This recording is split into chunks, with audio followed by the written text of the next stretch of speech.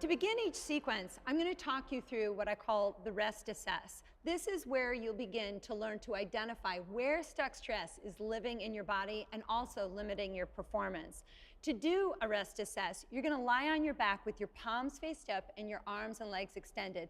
I want you to just take some nice focused breaths into your body. I want you to see if you can notice the masses and spaces. The masses are the areas of your body that are naturally touching the ground right now. I'm also going to call out some spaces, areas of your body that feel off the ground.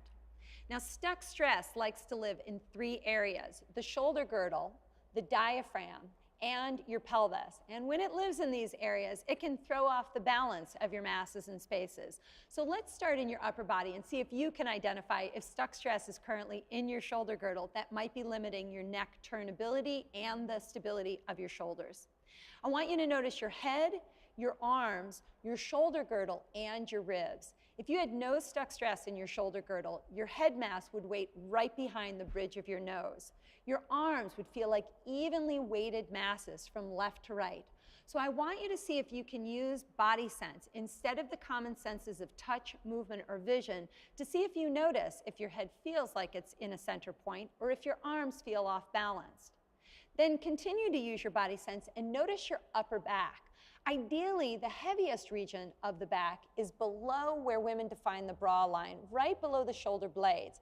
But if it feels to you like all of your upper back weight is really resting against your shoulder girdle, you've identified one of the most common signs of accumulated stress in the shoulder girdle. Now, if you're not sure what you feel in your masses, I want you to just slowly turn your head left and right. So turning your head left and right when you have stuck stress in your shoulder girdle is either going to limit range, you're going to feel pain, or your shoulders are going to move around for you to turn your head. So if you're noticing any of these things using movement, you've identified stuck stress in your shoulder girdle. Take a nice focused breath. I want you to draw your awareness to your mid-torso. The second area stuck stress loves to live is the diaphragm. And when there's stuck stress in this area, it will alter the shape and size of your low back curve. So instead of being a small, distinctive space in the lower part of your low back, you'll feel like the whole mid-back is off the ground. So because this is the first time you're doing this, if you want, take one of your fingers and just bring it into your belly button. And I just want you to notice, does the curve of your back feel like it's higher above the belly button or below? If it feels like the curve of your low back goes well beyond your belly button, you've identified stuck stress in your diaphragm. Take your hand away and just take another focused breath and begin to draw your attention to your lower body. The third area stuck stress loves to live is the pelvis. And when you've got stuck stress living in your pelvis, it's going to alter the mass weight of every mass all the way down to your feet. So instead of ideally feeling like you're weighted on two butt cheeks, if you're noticing that your tailbone is more weighted than the butt cheeks, that's a sign of stuck stress in your pelvis. If it feels like the back of the thighs are off the ground instead of heavily weighted masses, that's another sign of stuck stress. You might also notice that your knee space feels different, or the weight of the calves feels offset from left to right.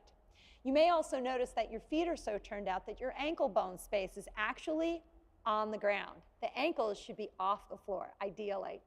And then finally, if you have stuck stress in your pelvis, instead of your feet feeling like they're naturally pointing like a letter V towards where the ceiling meets the walls, northeast and northwest, it'll feel more like your feet are pointing more like southeast, southwest, due east and west, or due south. They'll be pointing away from your ankles. So if you're noticing any of those things in your foot presentation, you've again identified stuck stress living in your pelvis. Take a nice focused breath. So when we go through the sequences, I'm going to make this easier for you by identifying for you now the 4 most common imbalances that many people possess that are left unaddressed from day to day. And these 4 are the ones that end up accumulating all of the compression in your neck and low back and destabilize your neurocore. So try to remember this. If when you do your rest assess, you feel like all of your upper back weight is mostly propped against your shoulder girdle, or you have a limited range in your head turn, or if your mid-back feels arched off the floor, or your tailbone feels more weighted than butt cheeks, or the back of the thighs feel off the floor, you've identified stuck stress living in your pelvis, shoulder girdle, and spine that could truly cause some stuck stress and limit your performance. One more thing to notice is something I define as the autopilot. We're all equipped with parts of our body that are always trying to support, protect, and stabilize us without our conscious control. To identify if your autopilot is functioning efficiently, just divide your body into a left and a right half. See if you can sense your whole body from your ear to your heel on both sides. If it feels to you like one entire side of your body is more weighted to the floor or one leg feels longer, you've identified stuck stress living in your body, and this could also limit your performance and your balance and stability when you go to move. Take a nice focused breath and try to remember some of these things, because when we do the sequences, we'll go through this rest assess much more quickly. We're going to go through this rest assess in each sequence, and I just want you to remember that no matter how good you get at doing any of the moves in the sequence, you always want to start with a reconnect technique, being a rest assess, and we'll always end each sequence with a rest reassess, not just so that you can value the changes that the sequences are making, but to give your autopilot time to adapt to these new positions and this new change, so that your body can assimilate new stability, so that when you go to move, you become more efficient.